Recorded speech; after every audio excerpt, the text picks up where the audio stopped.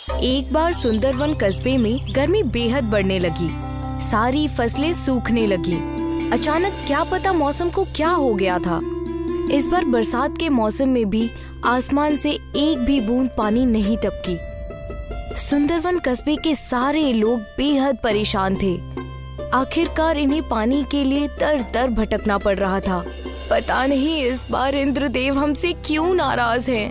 बरसात का मौसम खत्म होने वाला है, फिर भी आसमान में कहीं भी काले बादल नहीं नजर आ रहे। मुझे तो लगता है हमारे प्यारे से सुंदरवन गांव को किसी की नजर लग गई है, तभी ये सब हो रहा है। नहीं तो आज तक ऐसे हालात कभी भी देखने को नहीं मिले थे। मैं तो जब भी सुंदरवन कस्बे का नाम लेती हूँ तो मुझे वो प्यारे प्यारे सुंदर फूल, मन को मोहने वाले नजारे याद आते हैं। राधिका आंखें बंद करती है और आज से 2 साल पहले के सुंदरवन कस्बे को याद करती है। सुंदरवन बहुत ही खूबसूरत लग रहा है।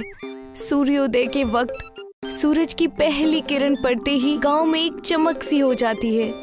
चारों तरफ हरियाली ही हरियाली है। परिंदे सुबह सुबह चहक रहे हैं और खाने की तलाश में आसमान में निकल पड़े हैं। औरतें कुएं से पानी भर कर आ रही हैं। किसान अपने बैलों को लेकर खेतों की ओर बढ़ रहे हैं। बच्चे अपने स्कूल बैग लेकर स्कूल की ओर बढ़ रहे हैं। सभी लोग बेहद खुश दिखाई दे रहे हैं। राधिका एक सुनहरे सपने की तरह इन सब को याद कर रही थी कि तभी वीरेंद्र उसे सपने से जगाता है। अरे कहाँ खो गई? आजकल खुली आंखों से भी ख्वाब देखने लगी हो क्या? सपना नहीं देख रही थी, आज से 2 साल पहले के सुंदरवन को याद कर रही थी। हाँ यार, वो भी क्या दिन थे जब इस गांव में खुशहाली खुशहाली, हरियाली हरियाली और चारों तरफ चकाचौंध थी। लोग इस गांव को देखने के लिए, यहाँ की खूबसूरती देखने के लिए दूर दूर से आया करते थे। और एक आज का दिन है, इस गांव में जीना मुश्किल हो गया है। पता नहीं आगे क्या होगा। फसलें सूख जाने से पूरे कस्बे में अनाज की किल्लत है। किसी के भी घर में इतना राशन नहीं बचा कि वो 1 महीने तक भर पेट खाना खा सके। तुम 1 महीने की बात कर रही हो? हमारे घर में तो ऐसी हालत है कि 1 हफ्ते तक का राशन भी ठीक से नहीं बचा है। मुझे ही पता है कैसे मेरे अब्बू और अम्मी खुद को भूखा रखकर हमारा पेट भर रहे हैं। हे मालिक, हमारी मदद कीजिए, नहीं तो भूख के कारण हमारा ये सुंदरवन शमशान घाट में तब्दील हो जाएगा। मुझे लगता है हमें इस परेशानी को दूर करने के लिए हमें अपने गांव में एक हवन करवाना चाहिए। हाँ, यही सही रहेगा। वीरेंद्र और राधिका कस्बे में जाकर सभी लोगों को हवन के बारे में बताते हैं। सूखे की परेशानी को देखते हुए सभी लोग हवन के लिए तैयार हो जाते हैं। गांव में भगवान के मंदिर के सामने एक बहुत बड़ा हवन किया जाता है। हवन खत्म होने पर इस कस्बे में एक साधु बाबा आते हैं। भिक्षाम देहि माहि। साधु बाबा एक एक करके सबके दरवाजे पर जाते हैं। हे माई, ये साधु कई दिनों से भूखा है, कुछ खाने के लिए दे दो। बाबा, घर में तो कल रात से चूल्हा नहीं जला है। मैं एक दिन छोड़कर एक दिन खाना बनाती हूँ क्योंकि घर में उतना राशन ही नहीं है। ये सुनकर साधु बाबा जैसे ही उस घर से निकलने लगते हैं, वो औरत उन साधु बाबा को आवाज लगाती है, रुक जाइए बाबा, आप मेरे घर से खाली हाथ नहीं जा सकते। और वो औरत घर में जो भी राशन बचा है वो साधु बाबा की झोली में डाल देती है। ऊपर वाला तुम्हारा ख्याल रखे और तुम्हारी सारी मुसीबतों को दूर करे। साधु उस औरत को ढेर सारी दुआएं देकर और भिक्षा लेकर वहाँ से दूसरे घर की ओर चले जाते हैं। साधु को एक कुटिया दिखाई देती है जिसमें एक खानदान खाना खा रहा होता है। भिक्षाम देहि। साधु की आवाज सुनकर खानदान का मुखिया बाहर आता है और उन्हें अपने हिस्से का खाना दे देता है। साधु उस मुखिया के हिस्से की 1 रोटी खाते हैं, पर उससे उनका पेट नहीं भरता।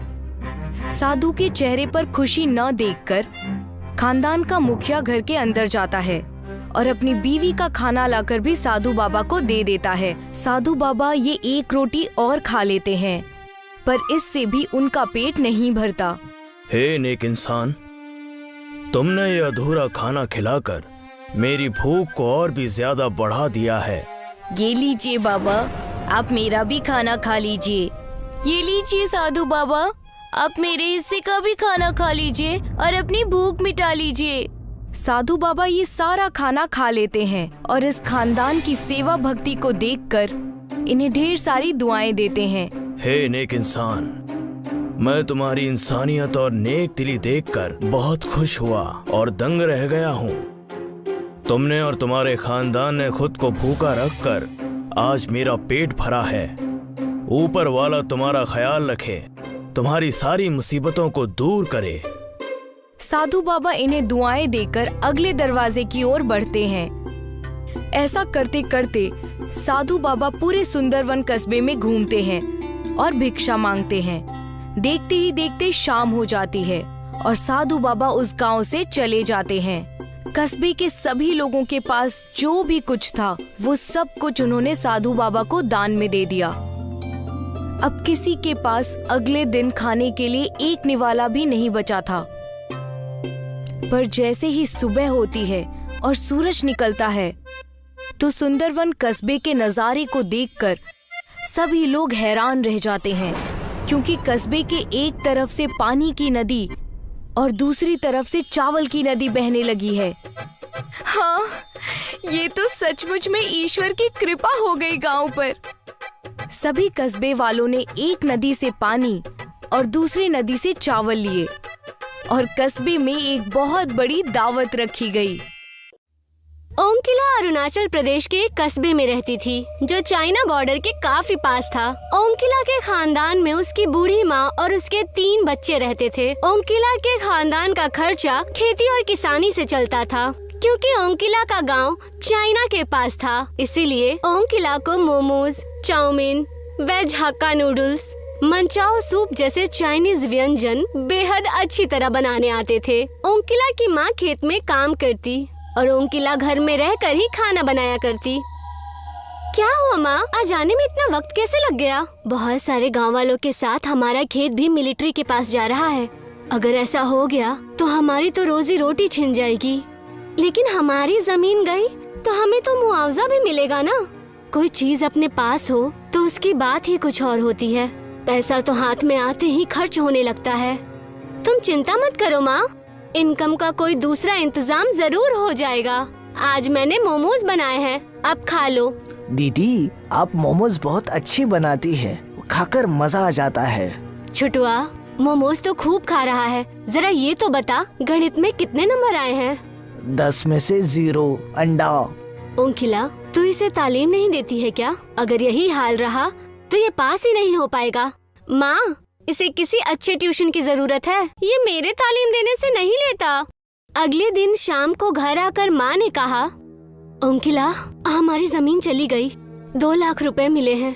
क्या हम इन रुपयों से गांव में कोई काम शुरू कर दें? माँ, गांव में तो कोई काम धंधा नहीं है, मैं शहर चली जाती हूँ। कोई काम धंधा सेट हो जाएगा तो मैं आपको पैसे भेजती रहूंगी। लेकिन तू कौन से शहर जाएगी? मैं दिल्ली चली जाती हूँ। तो विशाखापट्टनम चली जा, वहाँ हमारे गांव का नौरेन काम करता है। परदेश में किसी जान पहचान के व्यक्ति से बेहद सहायता मिल जाती है। ओमकिला आंध्र प्रदेश में समुद्र के किनारे बसे शहर विशाखापट्टनम पहुँची और अपने गांव के लड़के नौरेन से मिली। मैं यहाँ काम की तलाश में आई हूँ, तुम मुझे यहाँ पर काम दिलवा दो। तुम्हें क्या आता है? मैं सारे चाइनीज फूड बना लेती हूँ। मैं जिस रेस्टोरेंट में काम करता हूँ वहाँ एक मोमोज बनाने वाली की जरूरत है, मैं उनसे बात करता हूँ। नौरेन ने रेस्टोरेंट के मालिक विष्णु से बात की और ओमकिला को मोमोज बनाने का काम मिल गया। रेस्टोरेंट समुद्र के किनारे पर ही था। लोग बीच पर घूमने आते और दावत का लुत्फ उठाते। ओमकिला के हाथ के लजीज मोमोज लोगों को बेहद पसंद आ रहे थे। रेस्टोरेंट के मालिक विष्णु की कमाई दिन दोगुनी रात चौगनी बढ़ रही थी। लेकिन कमाई बढ़ने के साथ विष्णु अपने बावर्चियों की तनख्वाह नहीं बढ़ा रहा था। वो ओमकिला को केवल 10,000 देता था। ओमकिला के लिए बचत करना और अपने घर पैसे भेजना बेहद मुश्किल हो रहा था। मुझे यहाँ आए हुए 6 महीने हो गए। मैं घर पर मुश्किल से 8-10 हजार रुपए ही भेज पाई हूँ। माँ के लिए घर चलाना बेहद मुश्किल हो रहा होगा। अगले दिन ओंकिला ने रेस्टोरेंट के मालिक से कहा, मालिक मेरी सैलरी 15,000 कर दीजिए, मैं घर पर पैसे नहीं भेज पा रही हूँ। तो मैं क्या करूँ? मैंने क्या तुम्हारे परिवार को पालने का ठेका ले रखा है? मैंने तुम्हें काम दिया है, यही मेरा तुम पर बहुत बड़ा एहसान है। सैलरी नहीं बढ़ेगी, जाओ अपना काम करो। उस समय ओंकिला के पास कोई दूसरा रास्ता नहीं था, इसीलिए उसने रेस्टोरेंट में काम करना जारी रखा। रेस्टोरेंट के पास अक्सर एक कुत्ता आया करता था। ओंकिला ने उसका नाम मोती रख दिया था। मोती जब भी आता, ओंकिला उसे 2 मोमोज खाने के लिए देती। एक दिन रेस्टोरेंट के मालिक ने ओंकिला को कुत्ते को मोमोज खिलाते हुए देख लिया। मोमोज बनाने का सामान तुम्हारे बाप के पैसों से नहीं आता, जो तुम कुत्ते को मोमोज खिलाए जा रही हो। 2 मोमोज अगर कुत्ता खा लेगा तो आपका कौन सा नुकसान हो जाएगा? जरा सी बात पर आप मेरे माँ बाप को क्यों बीच में ला रहे हैं? इन मोमोज के पैसे तुम्हारे सैलरी से कटेंगे। उस महीने विष्णु ने ओंकिला को बस 8,000 रुपए दिए। रेस्टोरेंट के मालिक के क्रूर बर्ताव की वजह से ओंकिला ने एक फैसला लिया। ओंकिला ने नौरेन से कहा, मैं यहाँ पर काम छोड़ रही हूँ, अब मैं अपना खुद का बिजनेस स्टार्ट करूँगी। लेकिन उसके लिए तुम्हें काफी सारा सामान खरीदना होगा और एक काउंटर भी चाहिए होगा जिस पर रखकर तुम मोमोज बेच सको। क्या तुम्हारे पास इन्वेस्ट करने के लिए पैसे है? कुछ रुपए हैं मेरे पास और थोड़े तुम दे दो। ओंकिला ने समुद्र के किनारे एक काउंटर पर अपने मोमोज बेचना शुरू कर दिए। अब विष्णु के रेस्टोरेंट पे कम लोग ही मोमोज खाने जाते। बीच पर घूमने वाले ज्यादातर लोग ओंकिला के मोमोज खाते। ओंकिला अब लगभग 20,000 रुपए महीने कमाने लगी थी। विष्णु को ओंकिला के काउंटर पर भीड़ लगी देखकर चिंता होने लगी। अभी तक तो केवल मेरे रेस्टोरेंट पर ही चाइनीज फूड बिकता था, लेकिन इस लड़की ने तो मेरा धंधा ही बंद करवा दिया। किसी दिन ये मेरी तरह रेस्टोरेंट भी खोल सकती है। कांटों का पेड़ बड़ा हो उससे पहले ही उसे उखाड़ देना उचित है। विष्णु एक दिन ओंकिला के पास जाकर बोला, ओंकिला, मेरे नए वर्कर्स अच्छे मोमोज नहीं बना पा रहे। मैं चाहता हूँ तुम मेरे रेस्टोरेंट में वापस आ जाओ। मैं तुम्हारी सैलरी 2,000 बढ़ा दूंगा। नहीं सर, अब मैं 20,000 कमाती हूँ, मुझे अब आपके रेस्टोरेंट में काम करने की जरूरत नहीं है। तो तुम अपना धंधा मेरे रेस्टोरेंट से कहीं दूर शिफ्ट कर लो। क्यों कर लूँ? क्या बीच की सारी जमीन आपके पिताजी की है? ओंकिला के मुंह से उल्टा जवाब सुनकर विष्णु का खून खौलने लगा। आप मोमोज के अलावा और भी चीजें बेचते हैं, आप उन्हीं पर फोकस कीजिए। और अगर आप ऐसा नहीं कर पा रहे हैं तो आप अपना रेस्टोरेंट कहीं और शिफ्ट कर लीजिए। अभी तक ये लड़की मुझसे सैलरी मांगती फिरती थी और अब ये मुझे ही जवाब दे रही है। इसके घमंड को चूर चूर नहीं किया तो मेरा नाम भी विष्णु चंद्र देसाई नहीं। उस रात जब ओंकिला अपने रूम पर पहुंची तो 2 आदमियों ने उसे पकड़ लिया। अगर तुमने अपना धंधा विष्णु भाई के रेस्टोरेंट से अलग नहीं किया तो तुम्हारे और तुम्हारे परिवार के लिए ये अच्छा नहीं होगा। हमारी पहुंच अरुणाचल प्रदेश तक है, तुम्हारे परिवार पर भी हमारी नजर है। दोनों आदमी ओंकिला को धमकाकर वहाँ से चले गए।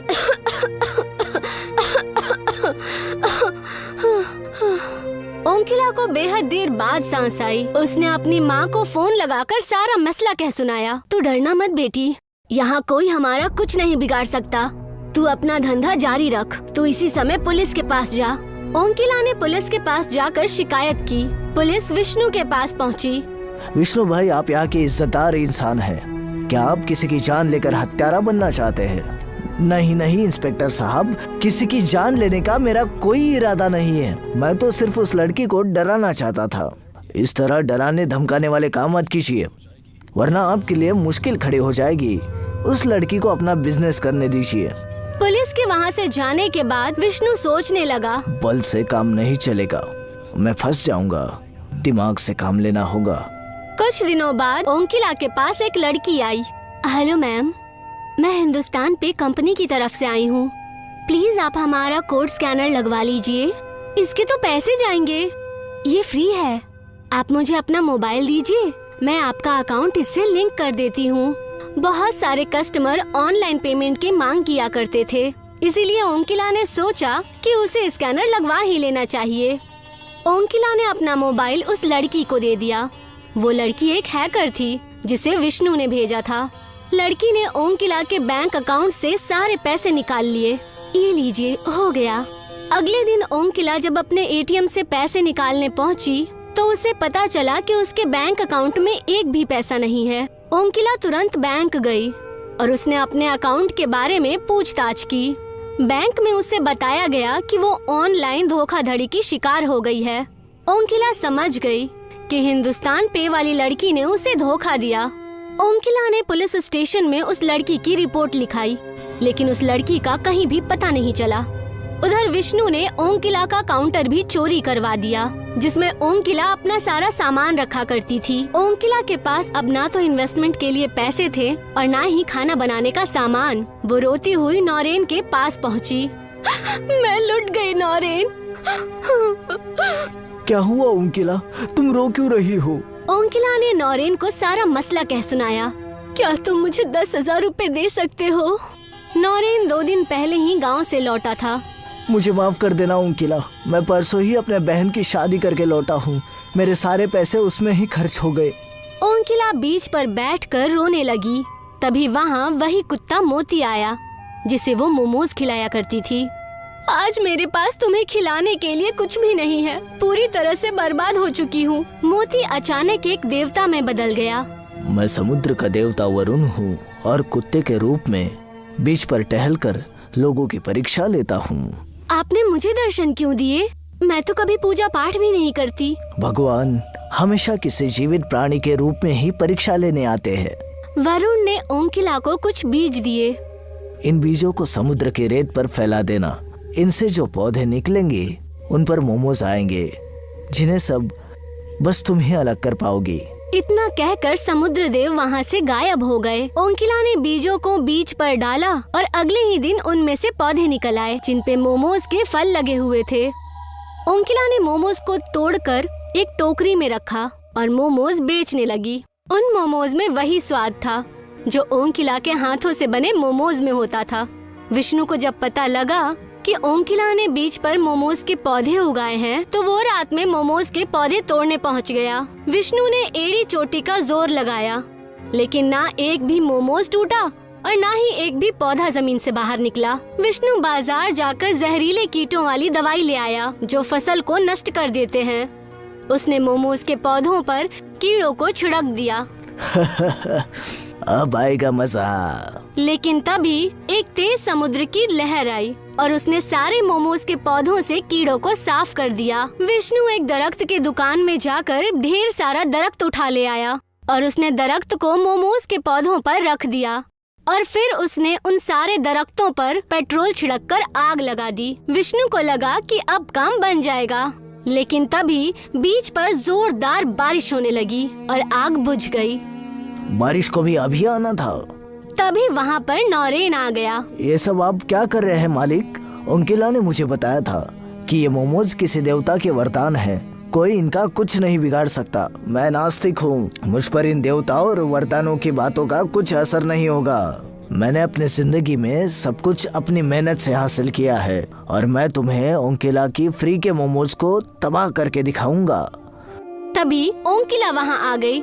विष्णु सर, आप मेरे मोमोज के पौधों को कोई नुकसान मत पहुँचाइए, वरना मैं फिर से पुलिस के पास जाकर आपकी कंप्लेन कर दूंगी।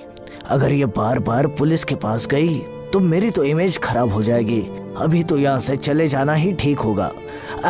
तुम गलत समझ रही हो ओंकिला, मैं तो बस यहाँ इन मोमोज को देखने आया था। अगर तुम्हें कोई परेशानी है तो मैं यहाँ से चला जाता हूँ। नौरेन, तुम मेरे साथ आओ। विष्णु नौरेन को साथ लेकर अपने घर पहुँचा। नौरेन, तुझे मेरा एक काम करना है।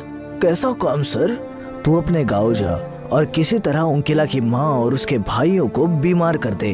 अगर वो बीमार पड़ गए तो ओंकिला को उनकी देखभाल के लिए घर वापस जाना पड़ेगा और इसी तरह ओंकिला रास्ते से हट जाएगी और तुझे मैं इस काम के 50,000 दूंगा और अगर तूने इनकार किया तो मैं तुझे नौकरी से निकाल दूंगा। नौरेन मुसीबत में पड़ गया। उस रात वो सो नहीं पाया। हे भगवान, मैं क्या करूं?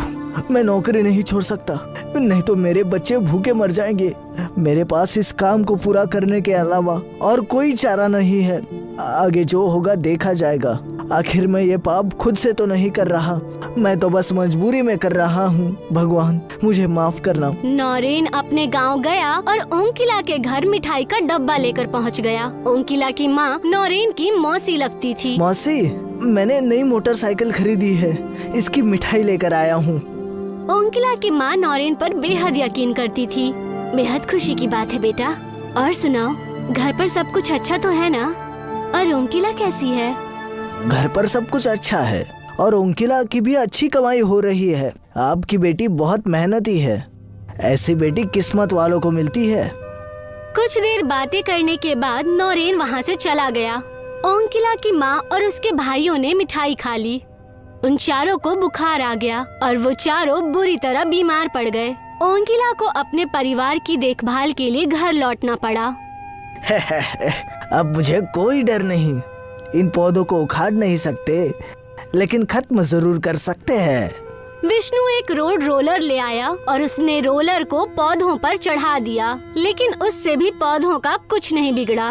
रोलर ऊपर से गुजर जाने के बाद पौधे फिर से वैसे ही खड़े हो गए। विष्णु गुस्से से पागल हो गया। उसे सामने वही कुत्ता मोती दिखा। विष्णु ने अपना गुस्सा कुत्ते के ऊपर निकालना चाहा। आज मैं इस कुत्ते को जिंदा नहीं छोड़ूंगा। विष्णु कुत्ते पर रोड रोलर चढ़ाने ही वाला था कि तभी कुत्ता समुद्र देव में बदल गया और समुद्र देव ने विष्णु को रोलर सहित उठाकर समुद्र के बीचों बीच फेंक दिया। बचाओ बचाओ, मुझे तैरना नहीं आता, कोई मुझे बचाओ। समुद्र देव उसके पास जाकर बोले, मैं तुम्हें बचा सकता हूँ, लेकिन पहले मुझे वचन दो कि ओंकिला के काम में कोई बाधा उत्पन्न नहीं करोगे। मैं वादा करता हूँ, ओंकिला के व्यापार में किसी तरह की बाधा नहीं डालूंगा। उसके पैसे वापस कर दूंगा और उसका काउंटर भी। तब समुद्र देव ने विष्णु को उठाकर समुद्र के किनारे फेंक दिया और वो वहाँ से गायब हो गए। तभी वो ओंकिला के घर पहुँचे और उसके सारे परिवार को ठीक कर दिया। ओंकिला शहर वापस लौट आई और उसका काम पहले की तरह चलने लगा। एक बार सुंदरवन कस्बे में गर्मी बेहद बढ़ने लगी। सारी फसलें सूखने लगी। अचानक क्या पता मौसम को क्या हो गया था। इस बार बरसात के मौसम में भी आसमान से एक भी बूंद पानी नहीं टपकी। सुंदरवन कस्बे के सारे लोग बेहद परेशान थे। आखिरकार इन्हें पानी के लिए दर दर भटकना पड़ रहा था। पता नहीं इस बार इंद्रदेव हमसे क्यों नाराज हैं। बरसात का मौसम खत्म होने वाला है, फिर भी आसमान में कहीं भी काले बादल नहीं नजर आ रहे। मुझे तो लगता है हमारे प्यारे से सुंदरवन गांव को किसी की नजर लग गई है, तभी ये सब हो रहा है। नहीं तो आज तक ऐसे हालात कभी भी देखने को नहीं मिले थे। मैं तो जब भी सुंदरवन कस्बे का नाम लेती हूँ तो मुझे वो प्यारे प्यारे सुंदर फूल, मन को मोहने वाले नजारे याद आते हैं। राधिका आंखें बंद करती है और आज से 2 साल पहले के सुंदरवन कस्बे को याद करती है। सुंदरवन बहुत ही खूबसूरत लग रहा है। सूर्योदय के वक्त सूरज की पहली किरण पड़ते ही गांव में एक चमक सी हो जाती है। चारों तरफ हरियाली ही हरियाली है। परिंदे सुबह सुबह चहक रहे हैं और खाने की तलाश में आसमान में निकल पड़े हैं। औरतें कुएं से पानी भर कर आ रही हैं। किसान अपने बैलों को लेकर खेतों की ओर बढ़ रहे हैं। बच्चे अपने स्कूल बैग लेकर स्कूल की ओर बढ़ रहे हैं। सभी लोग बेहद खुश दिखाई दे रहे हैं। राधिका एक सुनहरे सपने की तरह इन सब को याद कर रही थी कि तभी वीरेंद्र उसे सपने से जगाता है। अरे कहाँ खो गई? आजकल खुली आंखों से भी ख्वाब देखने लगी हो क्या? सपना नहीं देख रही थी, आज से 2 साल पहले के सुंदरवन को याद कर रही थी। हाँ यार, वो भी क्या दिन थे जब इस गांव में खुशहाली खुशहाली, हरियाली हरियाली और चारों तरफ चकाचौंध थी। लोग इस गांव को देखने के लिए, यहाँ की खूबसूरती देखने के लिए दूर दूर से आया करते थे। और एक आज का दिन है, इस गांव में जीना मुश्किल हो गया है। पता नहीं आगे क्या होगा। फसलें सूख जाने से पूरे कस्बे में अनाज की किल्लत है। किसी के भी घर में इतना राशन नहीं बचा कि वो 1 महीने तक भर पेट खाना खा सके। तुम 1 महीने की बात कर रही हो? हमारे घर में तो ऐसी हालत है कि 1 हफ्ते तक का राशन भी ठीक से नहीं बचा है। मुझे ही पता है कैसे मेरे अब्बू और अम्मी खुद को भूखा रखकर हमारा पेट भर रहे हैं। हे मालिक, हमारी मदद कीजिए, नहीं तो भूख के कारण हमारा ये सुंदर वन शमशान घाट में तब्दील हो जाएगा।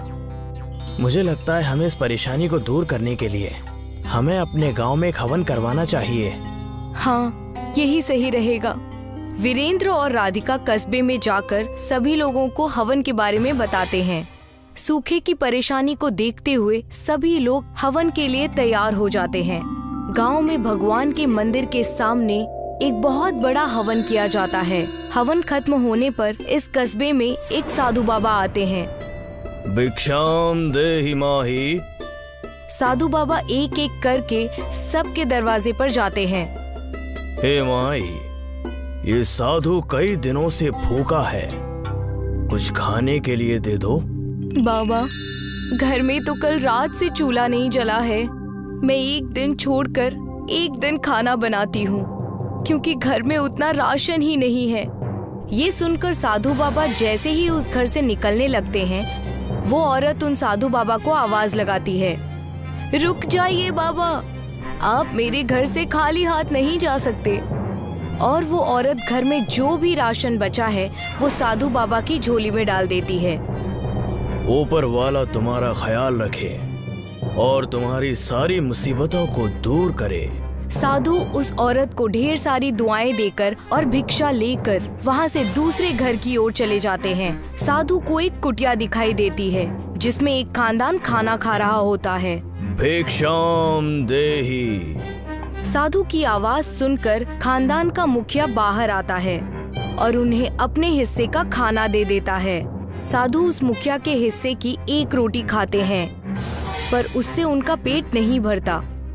साधु के चेहरे पर खुशी न देखकर खानदान का मुखिया घर के अंदर जाता है और अपनी बीवी का खाना लाकर भी साधु बाबा को दे देता है। साधु बाबा ये एक रोटी और खा लेते हैं, पर इससे भी उनका पेट नहीं भरता।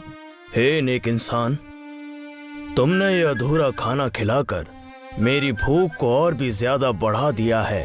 ये लीजिए बाबा, आप मेरा भी खाना खा लीजिए। ये लीजिए साधु बाबा, आप मेरे हिस्से का भी खाना खा लीजिए और अपनी भूख मिटा लीजिए। साधु बाबा ये सारा खाना खा लेते हैं और इस खानदान की सेवा भक्ति को देखकर इन्हें ढेर सारी दुआएं देते हैं। हे नेक इंसान, मैं तुम्हारी इंसानियत और नेक दिली देखकर बहुत खुश हुआ और दंग रह गया हूँ। तुमने और तुम्हारे खानदान ने खुद को भूखा रखकर आज मेरा पेट भरा है। ऊपर वाला तुम्हारा ख्याल रखे, तुम्हारी सारी मुसीबतों को दूर करे।